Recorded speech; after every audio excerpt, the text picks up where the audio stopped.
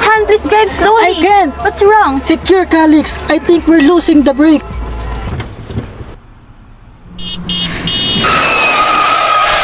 Jace!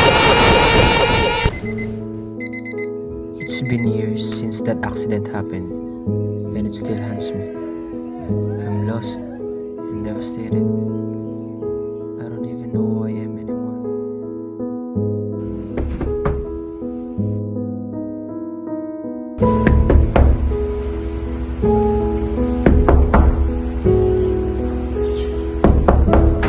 What do you want? I'm Nova, and I will be your personal guard from now on. And? Get ready, Mr. Calix. The chairman wants to see you. Clean yourself first and I'll tell Manang to prepare your breakfast. Okay, fine.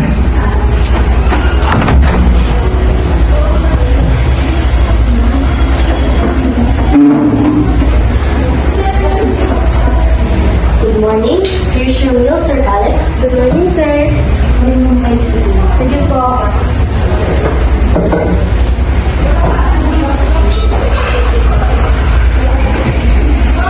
Good morning, ma'am. Here's your breakfast. No thanks. Why? Are you not hungry? Yeah.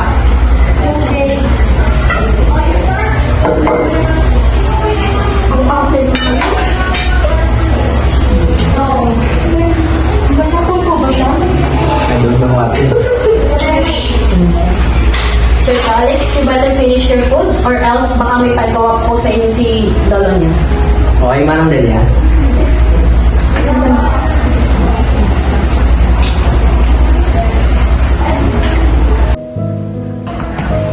Please come in.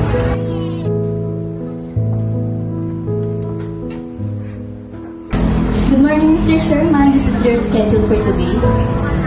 Please clear all my schedule for today.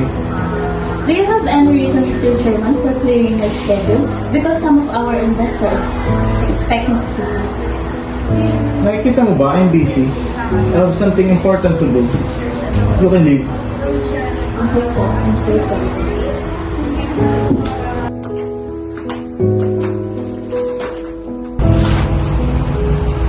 Oh, sorry po.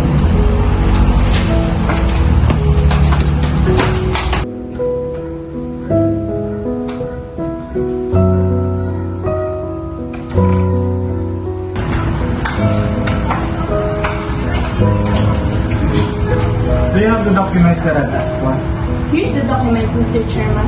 Ito po yung copy ng inyong ari-arian and kumpanya all throughout the years. And then, ito po yung copy na shares sa iba't ibang company. And then, ito po yung copy ng will and testament. And nakasulat po dito ang terms and condition para po mas mapadali ang pagsasalin ng ari-arian kay Mr. Carlos.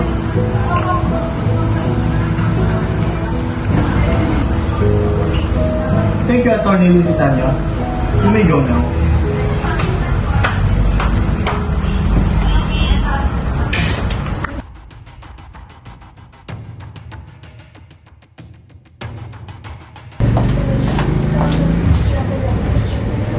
Hello, madam. I have something to tell you, and I'm sure you'll be happy to hear it. Let's get straight to the point, Yvonne. What is it? Mr. Sherman is settling his will and properties. And guess what? Hindi natatagal yung buhay niya. He has stage 4 cancer. Oh, sorry.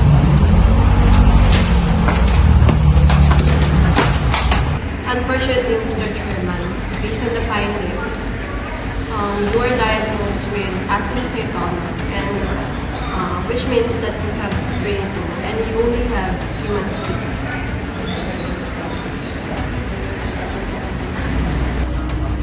He can settle his will. I can't let Calix to be successor of the company which I shall own. You know what to do, Yvonne. Yes, madam. I already talked to other shareholders and all is settled in favor of you, madam. All I need to do now is to kill the chairman as soon as possible. Good to know. Finally, this will be the end of Elisalda's family.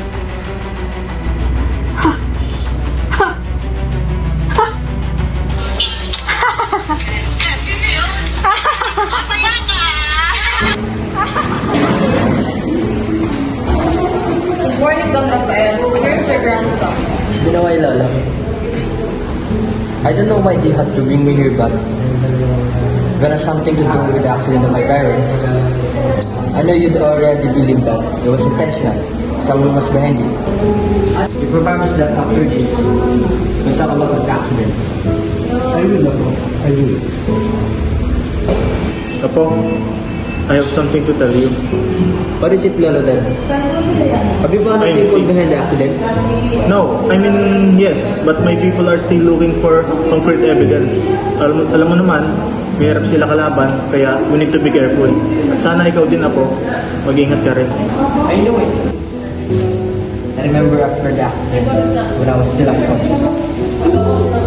Even though I was still young, I still clearly remember that there was a woman standing there. She was wearing a red dress. She was looking at us, smiling widely. Though I can remember her face, I will forever remember her smile.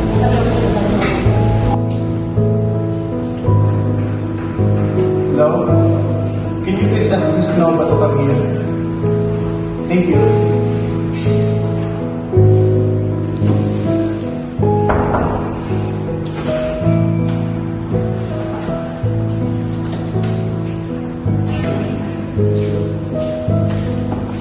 Good day, Mr. Chairman. I'm on my way to your grandson. What can I do for you, sir? Nothing urgent here. I just want to express my gratitude for all you've done. I entrusted my grandson to you. Alam mo naman, wala na akong pagkakatiwalaan ito. It's my pleasure, Mr. Chairman. You've done so much for us, for my family, especially my mother. Oh, your mother, Cecil? Kilala ko siya. She's a kind and caring woman. At especially when my son and my daughter-in-law is still here. At I also know na you distance yourself from your childhood friend, na si Madison. I know that she harbors resentment from me and my family. And I know that I should be the one to face her and ask for forgiveness. It's not your fault, Mr. Chairman. I made choices for my family's sake instead of hers. But I did everything I can to protect you and Jace. Madison's anger has consumed her, and I don't recognize her anymore. That's why I asked you to be here before you go to Jace. I don't have enough time due to my illness. I wanted to walk steady. Why didn't you tell him, sir? Hearing him calling me Lola Dad, I know it brought me so much joy. I wish I could stay with him longer. Syempre, I don't want him to feel alone. I know you and Manang will be there for him. Understood, Mr. Chairman. I'll do as fast. Thank you, Nova. You can go now.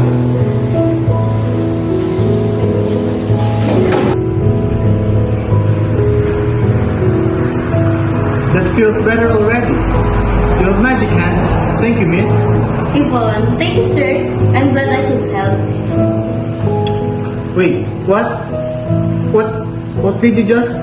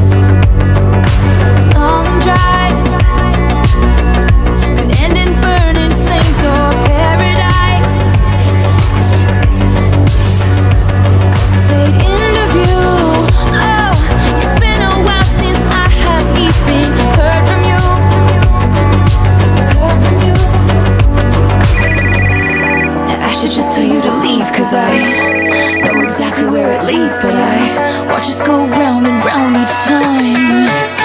You got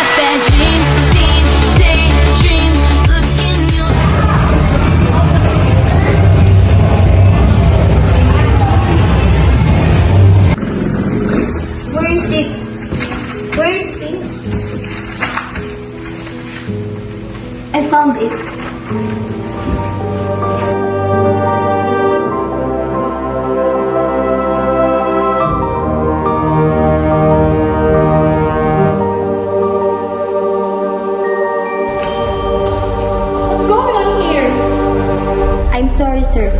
Your grandfather, he passed away.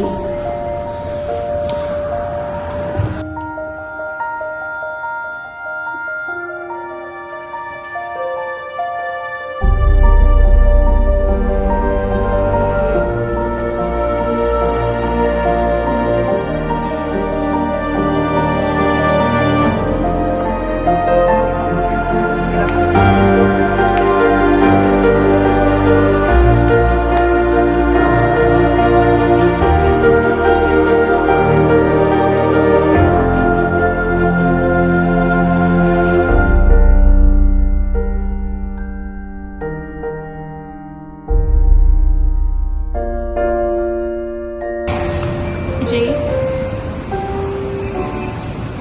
How did you find me? I know you, Jace. Alam ko kung saan ka pupunta kapag masasaktan ka. Put yourself, Nova. I can bear it. I know, Jace. I'm here for you. Labas mo lang. Hindi ko lang.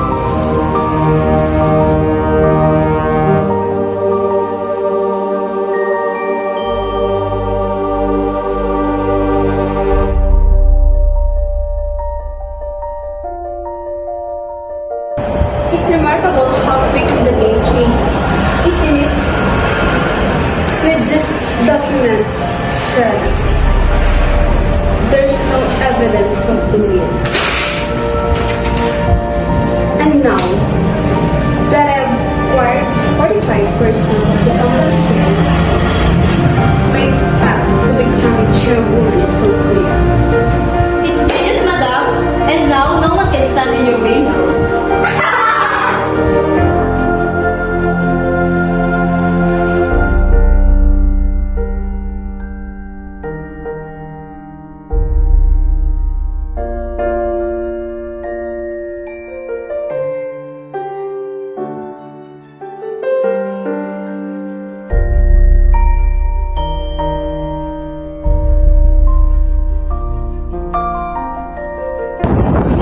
There's something important I need to discuss with you.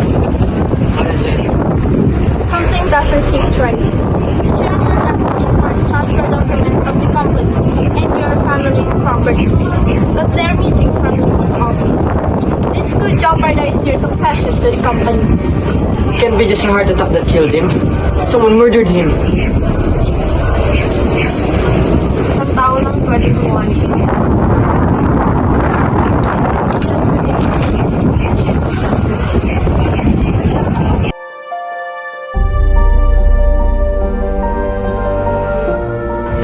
It's time to name the new successor. The company can't afford any more delays. Indeed, we need a leader who can guide us through these uncertain times. But who among the candidates has vision and capability to lead us effectively?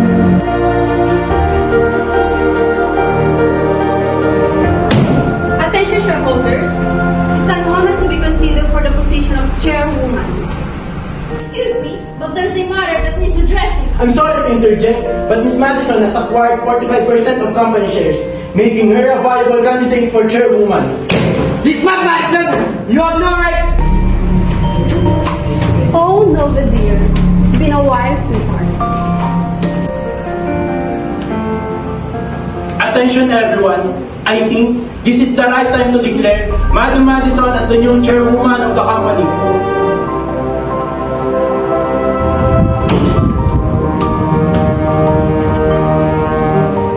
Miss Madison, Miss Yvonne, you're under arrest for conspiracy and fraud. You have the right to remain silent. Anything you say can be used against you in the court of law. We have the evidence linking the secretary of the murder of the chairman, her footprints found in the gloves and veil used in the crime. And Madison, you are being arrested for the murder of Mr. and Miss Elizalde. Furthermore, there are other copies of the will hidden in the chairman's books. Even without these documents, Madison, your attempt to seize control of the company is pointless. According to the legalities outlined in the will, in the absence of any other rightful heirs, Jace is the sole successor of the company and all its properties.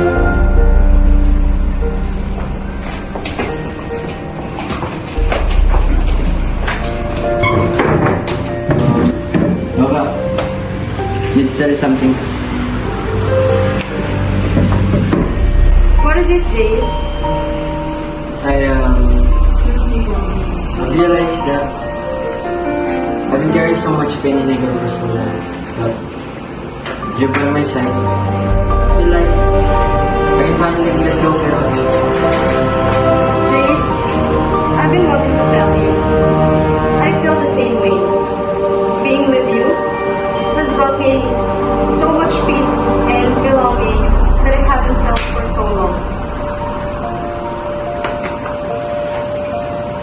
I, Don Rafael Elizalde, of sound mind and disposing memory, do hereby declare this to be my last will and testament, revoking all prior wills and counsels.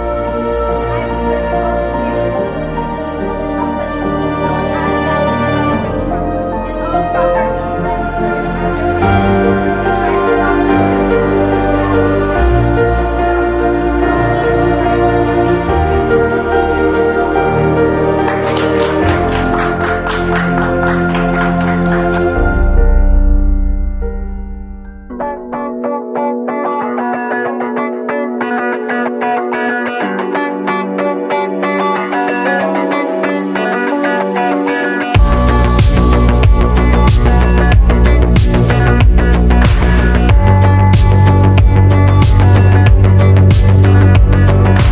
midnight.